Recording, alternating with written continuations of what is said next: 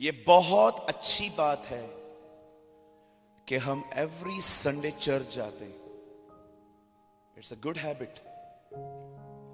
और भी बहुत अच्छी बात है कि अगर चर्च में कोई और दिन पे अगर फेलोशिप होती है तो आप वहां भी जाते हैं। पर मैं बहुत बार देखता हूं जब लोग चर्च जाते हैं और चर्च अदर्स डे पे, और अगर लोग अदर्स डे पे फेलोशिप करने भी जाते हैं, बहुत अच्छी बात है। लेकिन मैं आज विशेष उन लोगों से बात करना चाहता हूं जिनके अंदर जो चर्च भी जा रहे हैं लेकिन उनकी लाइफ पे कुछ चेंजेस नहीं आ रही है। वो जा रहे हैं, नॉलेज गेन करके आते हैं, यीशु ने ये कहा, यीशु ने वो कहा, मीटिंग बहुत अच्छी थी, ऑसम थी, मजा आया, पास्टर जी ने अच्छी अच्छी बातें बताई।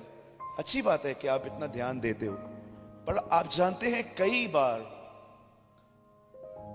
हम परमेश्वर का वचन सुनने के बाद भी चेंज क्यों नहीं हो पाते? उसका रीजन क्या है?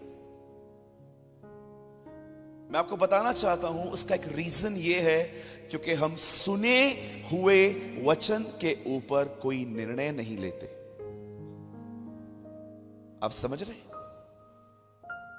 8 बजे भाई साहब आए थे, हमारे जो प्राइम मिनिस्टर हैं।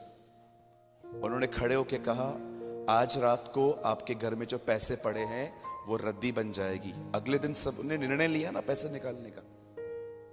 सब खड़े थे ना लाइन में। वो बहनें जिनको टांगों में दर्द होता है वो भी घंटों खड़ी थी, वो भाई लोग भी खड़े थे, सब खड़े थे। कितना समय पे गए थे हम।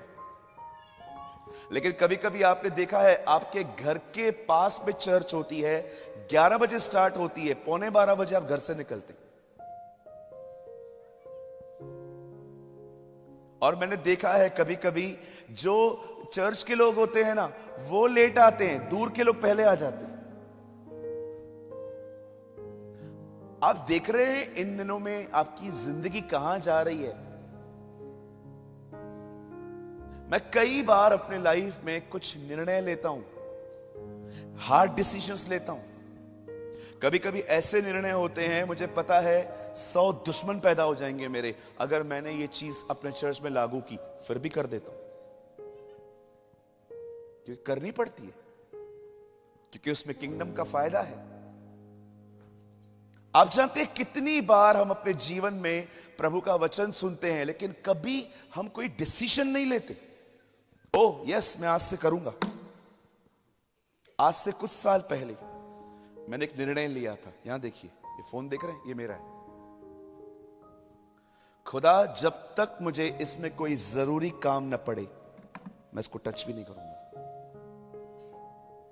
बहुत टाइम पहले। लेकिन आज आप बहुत डिफरेंट देखते होंगे। आज तो आप ये भी देखते होंगे कि चर्च चल रही है, लोग फोन में लगे पड़े। अभी वर्शिप कर रहे थे वो लोग, स्टेज पे बैठने वाले लोगों को मैंने देखा फोन यूज कर रहे थे। मैं वहां बैठा था। मैं आपसे एक सवाल पूछना चाहता हूं, प्लीज बुरा मत मानिए। आप क्यों अपना टाइम वेस्ट करते हो यहां पर आके? इससे अच्छा तो आपको घर में बैठना चाहिए था। Why you are wasting your time? इससे अच्छा आप अपनी सीट किसी और को देते, वो आशीषित होता, अगर आपको इंटरेस्ट नहीं है। आई नो आपको मेरी बातें बड़ी चुभेंगी, लेकिन बाइबल बताती है एक समय आएगा कि हमें सबको सच बताना चाहिए। हालेलुया। आज मैं आपसे पूछना चाहता हूं, क्या आपने कुछ निर्णय लिया है?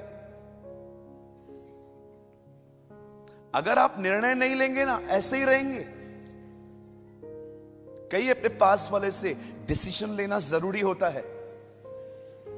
यस, ये बहुत जरूरी है कि किसी भी वक्ता को अगर आप सुनते हैं तो सुनने के बाद कुछ निर्णय लीजिए। एक और डिसीजन मैंने लिया था कुछ समय पहले। मैं कभी पेट नहीं भरूंगा, मैं सदैव भूख मिटाऊंगा। मेरे सामने अगर खाना आएगा तो मैं उतना ही लूंगा जितना मेरी भूख मिट जाए। आपको पता है ना, कुछ लोग भूख नहीं मिटाते हैं। क्या करते हैं? जब तक इधर का बटन नहीं खुलता है तब तक खाते रहते। They are eating eating eating eating eating eating, खाते जाएंगे जैसे बरसों से नहीं मिला है। क्या ये अच्छी आदत है?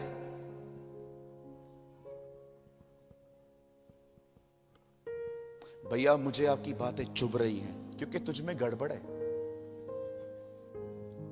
100%। सच कड़वा नहीं होता है, सच बहुत मीठा होता है। अपने अंदर गड़बड़ होने के कारण कड़वा लगता है। बोलिए मेरे पीछे, सच कभी कड़वा नहीं होता। हाँ बोलो, बाजू वाले को बोलो, सच कड़वा नहीं होता है।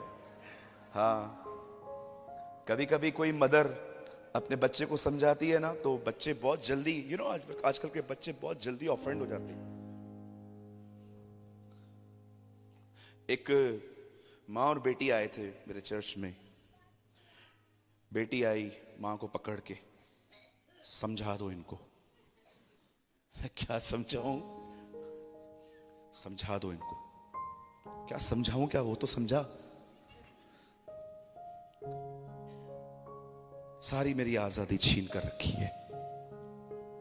इतना बदतमीजी से बात मेरे सामने, पास्टर की प्रेजेंस में। मैंने बोला, आंटी क्या हुआ?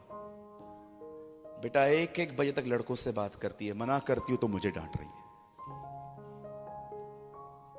ऐसी जनरेशन है आज। 1-1 बजे तक बोल रही। वो मुझे अभी 1 महीना पहले का केस है।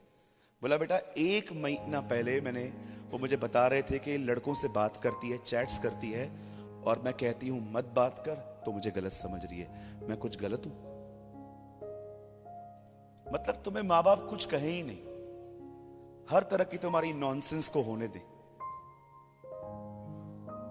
हालेलुया। कुछ समझ पा रहे हैं?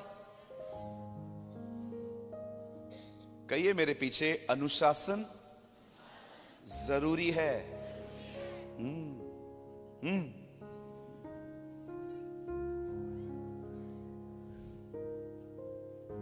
तीसरा डिसीजन जो मैंने लिया, मैंने निर्णय लिया, जब तक कोई मुझसे सलाह न मांगे मैं नहीं दूंगा। यह मेरा 3rd डिसीजन था। आपको पता है, कभी कभी लोग आपके पास आएंगे, आपने सलाह मांगी भी नहीं है फिर भी देंगे। ब्रदर आप कैसे हो? हाँ मैं अच्छा हूं। ब्रदर आपका पेट बाहर आ रहा है। अच्छा ब्रदर मैं आपको एक सलाह दूं?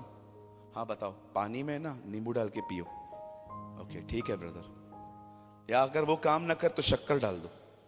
अच्छा, और अगर वो भी काम ना करे तो हनी डाल दो। ओके, कुछ और अंकल? मैं आपसे पूछना चाहता हूं, जब तक आपसे कोई सलाह नहीं मांगता आप क्यों देते हैं? पूछो बाजू वाले को, भाई क्यों देते हो? कुछ लोगों में पवित्र आत्मा कम, वकील की आत्मा ज्यादा है। ऑलवेज एडवाइस, ऑलवेज, ब्रदर ऐसे करो, ऐसे करो, ऐसे करो, ऐसे करो, ऐसे करो। मैं आपको एक सलाह देता हूं, और सलाह भी नहीं, मैं आपको एक लाइन बताता हूं, ये खुदा ने मुझे कही थी। कम बोलो, लोग ज्यादा सुनेंगे। ज्यादा बोलोगे ना, कम सुनेंगे। राइट? आज कुछ निर्णय लो आप भी। आज का वचन जो आपके साथ सामने आने वाला है, ये बहुत ही सामर्थी वचन है। खुदा आज आपको जहां पर आप बैठे हो ना, वहां स्पर्श करेगा आज। लेकिन इसको सुनने के बाद कुछ निर्णय लो, कुछ डिसीजन लो। बाइबल बताती है यीशु यरीहो नगर में आए। उन्होंने चलते चलते एक आदमी को पेड़ पे बैठा हुआ देखा। पवित्र आत्मा ने उनसे कहा, इस व्यक्ति को देख रहा है? यस, इसका नाम जक्कई है, इसे नीचे उतार, इसके साथ घर पे चला जा। ज़ैकियस कम डाउन, नीचे आओ।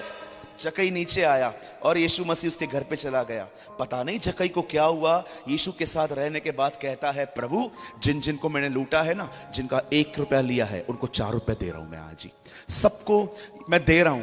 आपको पता है, वेट, उसने अब तक किसी को 1 सिंगल पैनी, 1 रुपया भी उसने अब तक वापस नहीं किया था। सिर्फ उसने कहा, प्रभु जिन जिन को लूटा है मैं दे दूंगा। सिर्फ उसने निर्णय लिया था, अब तक 1 रुपया उसे लौटाया नहीं था। और यीशु ने कहा, आज इस घर में उद्धार आया है। मुझे बताइए, आप जानते हैं खुदा ने उसके निर्णय का कितना आदर किया। अरे 1 रुपया अभी तक दिया नहीं है, सिर्फ डिसीजन लिया, हाँ मैं दे दूंगा। यीशु ने कहा, देखो आज इस घर में उद्धार आया, छुटकारा आया। ये देखो, इस व्यक्ति को इससे पैसों के प्रेम से आजादी पा ली। Thank you.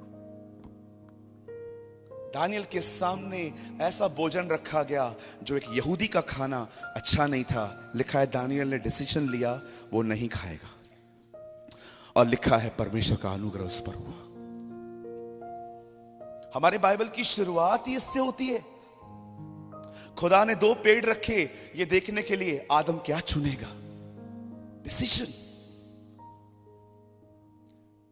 मूसा कहता है इज़राइल के लोगों से, मैं तुम्हारे सामने जिंदगी और मौत के नियम रखता हूं, अगर तुम इन आज्ञाओं को मानो तो ये सारी आशीषें तुम्हें मिलेंगी, और अगर न मानो तो ये श्राप न चाहो तो भी आप पढ़ेंगे। इवन यीशु अपने प्रचार करने के बाद कहता है, मैंने तुम्हारे सामने 2 गेट्स रखी हैं, एक सकरा दरवाजा, एक चौड़ा फाटक, जहां जाना है तुम जा सकते हो। Take some decisions today. आज एक निर्णय लो, और मैं यीशु के नाम से कहता हूं आपके निर्णयों पर परमेश्वर का अनुग्रह आएगा। God will give you the grace. आमेन। बोलो यीशु मसीह की।